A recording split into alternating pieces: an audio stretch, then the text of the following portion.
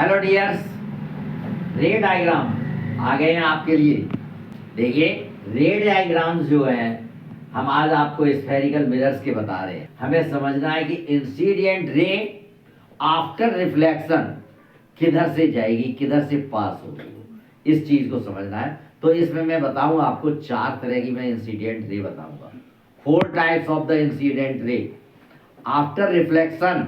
उनका पथ देखना है, डायरेक्शन देखना है कि वो किधर से जाएगी। तो सबसे पहले हम आ जाते हैं incident ray parallel to principal axis. Principal axis के पैरेलल जब इंसिडेंट रे होती है, दोनों मिरर में देखिए, कॉनकेव में अलग बना के दिखा रहा हूं, कॉन्वेक्स में अलग बना के दिखा रहा हूं। तो पहले इंसिडेंट रे हमने किसी ऑब्जेक्ट को एरो से शो कर दिया है और हमें ये नहीं देखना है कि हमने ऑब्जेक्ट कहाँ रखा है, इससे मतलब नहीं है। मतलब सिर्फ ये है कि पैरेलल टू प्रिंसिपल एक्सिस।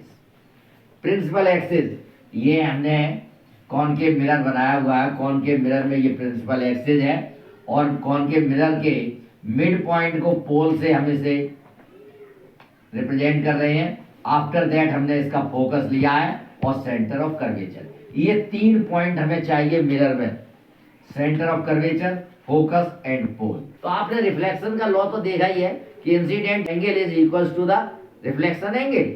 ये आ गई इंसिडेंट रे और ये रे आफ्टर रिफ्लेक्शन फोकस से पास हो जाएगी और स्ट्रेट चली जाएगी इस तरह से। ये अब ये देखिए, ये जो फोकस पथ से पास हो रही है, इसका डायरेक्शन लॉ ऑफ रिफ्लेक्शन के according incident angle and reflected angle दोनों इक्वल है। तो इसको हमने ज्वाइंट कर दिया सी से और ये नॉर्मल का वर्क करेगी, यानी 90 डिग्री का लाइन होगी नॉर्मल, और ये आई और इक्वल्स टू आर ये।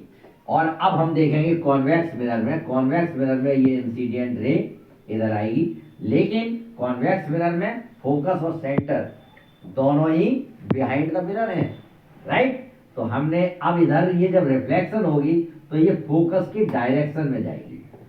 किस में जाएगी? फोकस के डायरेक्शन में। इस तरह से ये रिफ्लेक्ट हो जाएगी, ये फोकस के डायरेक्शन में रिफ्लेक्ट हो जाएगी।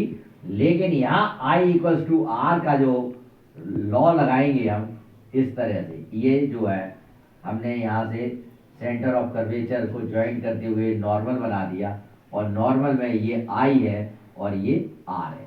ओके, आई यानी इंसिडेंट एंगल और रिफ्लेक्टेड एंगल। अब सेकंड कंडीशन में मैं आपको बता रहा हूं। सेकंड कंडीशन है क्या? Incident ray passing through the centre. Centre का बता रहा हूं आपको, और उसके बाद में फोकस से पास करके बताऊंगा सेंटर ऑफ कर्वेचर सी। तो देखिए यहाँ फर्स्ट में हमने कॉनकेव मिरर के लिए बनाएंगे इस साइड में और इधर कॉन्वेक्स के लिए बनाएंगे। तो कॉनकेव मिरर ये हमने जो बनाया हुआ है इस तरह से,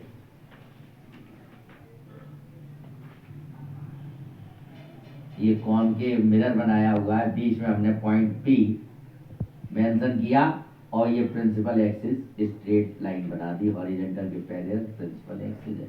और इसमें पॉइंट ले लिया ये फोकस और ये सेंटर ऑफ कर्वेचर, यानी रेडियस का हाफ पॉइंट, मिड पॉइंट होता है फोकस। अब हमने आपको बताया incident ray passing through the centre. अब सेंटर से कोई इंसिडेंट रे जब इस तरह से पास होती है, ओके, तो सेंटर से कोई भी लाइन जब मिरर पर जाती है तो वो 90 डिग्री पर आती है और 90 डिग्री पर इंसिडेंट एंगल और रिफ्लेक्शन एंगल 0 होता है, तो वो इसी पथ पर रिफ्लेक्ट हो जाएगी। इसी पथ पर कोई चेंज नहीं आएगा। इसी पथ पर जा रही है इंसिडेंट रे और उसी पथ से वापस हो गई। अब इसी तरह से हमने कॉन्वेक्स मिरर में देखेंगे, कॉन्वेक्स मिरर में किस तरह से ये आएगी। देखिए, अब जो इंसिडेंट रे है वो सेंटर की डायरेक्शन में है, क्योंकि यहाँ फोकस पॉइंट और सेंटर दोनों बिहाइंड द मिरर है, इसलिए वो पास नहीं होगी, केवल उसका डायरेक्शन शो करेगी। ये डायरेक्शन हमने शो किया है इंसिडेंट रे का, ये देखिए ये इंसिडेंट रे का डायरेक्शन है, सेंटर के डायरेक्शन में इंसिडेंट रे आ रही है, इसी पर ये वापस हो जाएगी, रिफ्लेक्ट हो जाएगी। ओके, जो बिहाइंड मिरर है ये हमने डॉटेड लाइन से इसको शो किया हुआ है, जिस तरह से यहाँ शो किया हुआ है वैसे ही हमने यहाँ शो किया है। यहाँ इंसिडेंट एंगल और रिफ्लेक्टेड एंगल दोनों जीरो है। ओके, ये दोनों समझिए पहले, सेंटर ऑफ कर्वेचर और parallel to the principal axis. इन दोनों को समझने के बाद थर्ड रे में बना रहा हूँ आपके लिए, incident ray passing through the focus. Focus से इंसिडेंट रे को हमें पास करना है। तो देखिए ये सेंटर ऑफ कर्वेचर है कॉनकेव मिरर में और ये फोकस पॉइंट है। इसको हमने इंसिडेंट रे को फोकस से पास किया इस तरह से, ये इंसिडेंट रे फोकस से पास हो गई। अब रिफ्लेक्शन के बाद, after reflection it will be parallel to the principal axis, principal axis के पैरेलल हो जाएगी ये। और रूल वही लगेगा, incident angle equal to the reflection angle.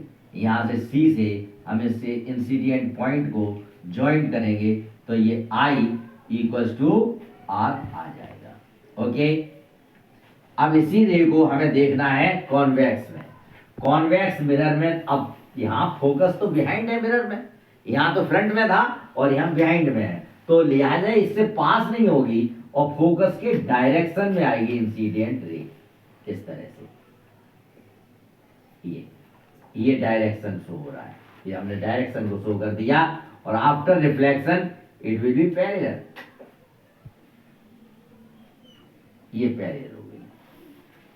After reflection ये पैरेलल हो जाएगी। ठीक है, अब इसी तरह से हमने फोर्थ कंडीशन में रे को देखना है, कौन सी रे किधर जाएगी। तो यहां पर इंसिडेंट रे,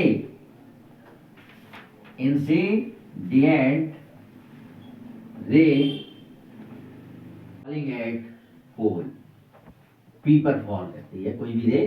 तो यहां देखिए इंसिडेंट रे इस तरह से पी पर आएगी, अगर ये इंसिडेंट रे, और यहाँ ये जो प्रिंसिपल एक्सिस है ये नॉर्मल का वर्क करेगा एज ए नॉर्मल, तो ये आई इक्वल हो गया और यहाँ आर इक्वल बनाते हुए और ये इस तरह से इक्वल एंगल बनाते हुए यहाँ ये रिफ्लेक्ट हो जाएगी, यहाँ ये आर है। ठीक है, okay, I equal to R. अब यहाँ क्या है, ये दोनों पीछे हैं, फोकस के पीछे हैं, focus and centre of curvature behind the mirror है। तो यहाँ अगर हमने इस तरह से इंसिडेंट रे बनाई ये, तो ये इस तरह से पास हो जाएगी, यहाँ आई और ये आर इक्वल आएगा। तो ये दोनों जो है इसमें सेम आती है। बाकी के तीन कंडीशन में इंसिडेंट रे को हमें समझना होता है। बच्चों, ये जो रे डायग्राम है, कभी कभी क्या होता है क्वेश्चन पेपर में इनकम्प्लीट डायग्राम दे देते हैं और इनकम्प्लीट डायग्राम को कंप्लीट करने के लिए भी क्वेश्चन आ जाता है। तो यहाँ आप कॉनकेव मिरर और कॉन्वेक्स मिरर की हमने चार कंडीशन में रे, इंसिडेंट रे और रिफ्लेक्टेड रे बताई गई हैं। इनको बहुत ध्यान से समझिएगा, पर मेरी गारंटी है कि आपके मार्क्स पूरे आएंगे। और नेक्स्ट वीडियो में मैं फिर आपको ऑब्जेक्ट के अकॉर्डिंग कॉन्वेक्स मिरर और कॉनकेव मिरर की 6 पोजीशन और 2 पोजीशन कॉन्वेक्स मिरर की बताऊंगा, उनके सेपरेट डायग्राम बताऊंगा, आपको एक एक करके समझाऊंगा। तैयार रहिए नेक्स्ट के लिए।